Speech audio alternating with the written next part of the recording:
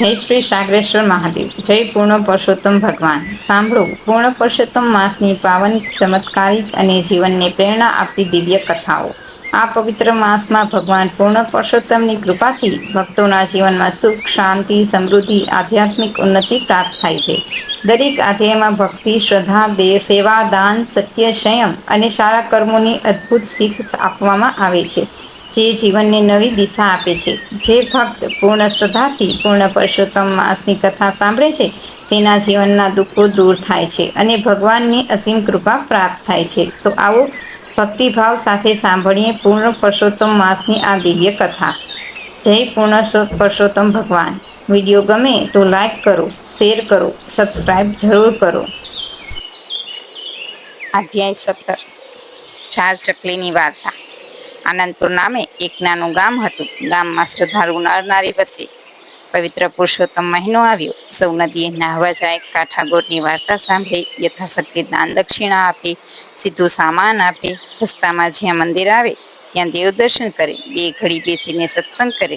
નદીના રસ્તે એક ઘટાટોપ વડલો ઊભો છે. નદીએ સ્નાન કરીને આવેલી સ્ત્રીઓ આ વડલા નીચે બેસે, ધર્મની વાતો કરે, પ્રભુના ગુણગાન ગાય, જાત જાતની અને ભાત ભાતની કથા વાર્તા થાય. એક દિવસની વાત છે. વડલા નીચે બેઠેલી ચાર સ્ત્રીઓ ધર્મની વાતે ચડી. એમાં એક બ્રાહ્મણી હતી. તે બોલી, વ્રતમાં ઉપવાસનો મહિમા અપાર છે, મહાફળદાયી છે. જે પુરુષોત્તમ માસમાં ઉપવાસ કરે એ રાજરાણી બને.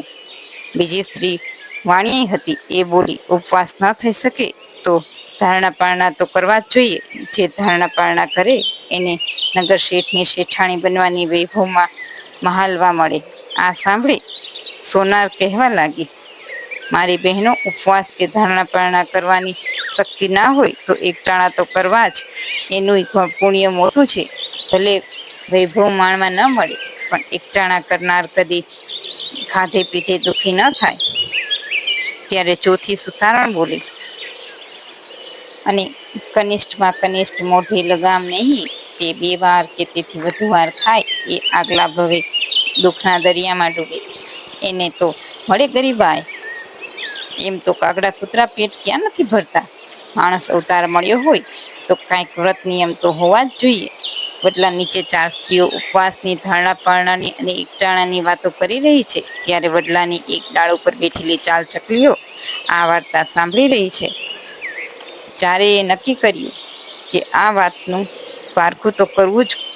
ચારેય, જે સૌથી મોટી ચકલી હતી તેણે ઉપવાસનો સંકલ્પ કર્યો, બીજીએ ધારણા પારણા શરૂ કર્યા, ત્રીજીએ એકટાણા લીધા અને સૌથી નાની હતી એ બોલી કે મારે તો કાંઈ કરવું નથી. ભગવાને પેટ આપ્યું છે, એને ભૂખ્યું શા માટે રાખવું? નાની ચકલી તો દિવસમાં 10 વાર ચણવા જાય. આમ કરતા પુરુષોત્તમ માસ પૂર્ણ થયો. છેલ્લા દિવસે ચારે ચકલીઓ મરી ગઈ. આ ચારે ચકલીઓ અવનીત નગરીના નગર શેઠ માનચંદના ઘેર જન્મી. નગર શેઠને સંતાનમાં એક દીકરો જ હતો, દીકરી એકેય નહીં. ઘરમાં વારા ફરતી 4 લક્ષ્મી પધારી. તેથી નગર શેઠના આનંદનો પાર ન રહ્યો. એક ભાઈને 4 બહેન રાખડી બાંધી એનાથી રૂડું શું? 4 દીકરી અને 1 દીકરો લાટકોડમાં ઉછર્યા, નિશાળે ભણ્યા અને મોટા થયા.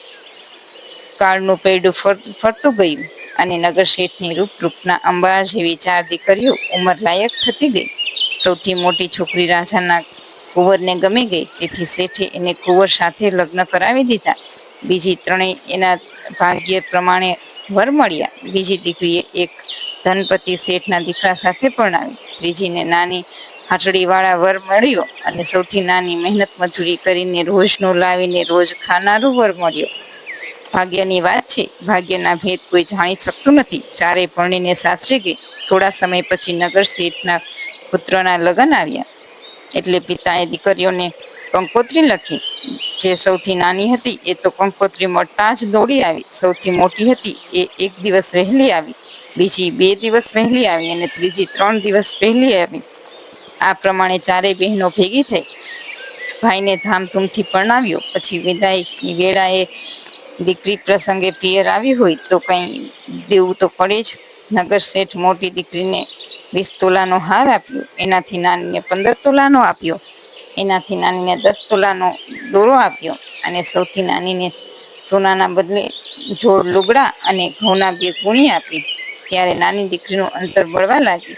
સગા મા બાપ આવો ભેદભાવ રાખ્યો હોય તો નાની રડવા લાગી. ત્યારે મોટીએ એના આંસુ લૂછતા બોલી, બહેન, પૂર્વજન્મમાં કર્મ પ્રમાણે સૌને મળે છે. ગયા જન્મે આપણે 4 ચકલીઓ હતી. મેં ઉપવાસ કરેલા, બીજીએ ધારણા પાળના, ત્રીજીએ એકટાણા. તે દિવસભરમાં 10 વાર ખાધું. કોઈ જ નિયમ ન રાખ્યો, તેથી તને ગરીબાઈ મળી. હે બહેન, હવે જ્યારે પવિત્ર પૂર્ણ પુરુષોત્તમ માસ આવે ત્યારે પૂર્ણ શ્રદ્ધાથી વ્રત કરજે. યથાશક્તિ દાન આપજે. શુદ્ધ હૃદયે કાઠાગોરની વાર્તા સાંભળજે. આ વ્રતનો મહિમા અપાર છે. ભગવાન પુરુષોત્તમ અવશ્ય તારા પર કૃપા કરશે. પવિત્ર પુરુષોત્તમ માસ આવતા નાનીએ વ્રત આદર્યા અને વ્રતનું પુણ્ય થશે અને સુખ સમૃદ્ધિ મળી. વ્રત ઉપવાસ જે કરે પામે સુખ અપાર. કરે ધારણા પારણા, સુખે ભોગવે સંસાર. એકટાણા જે આદરે સમજે સદા સાર. વ્રત નિયમ જે ના કરે સદા હાહાકાર. હે પૂર્ણ પુરુષોત્તમ પ્રભુ, શ્રદ્ધાથી તમારું વ્રત ન કરનાર સત્કર્મ કરે એને તમને જેવા ફળો છો એવા સૌને ફળજો. પૂર્ણ પુરુષોત્તમ પ્રભુની જય.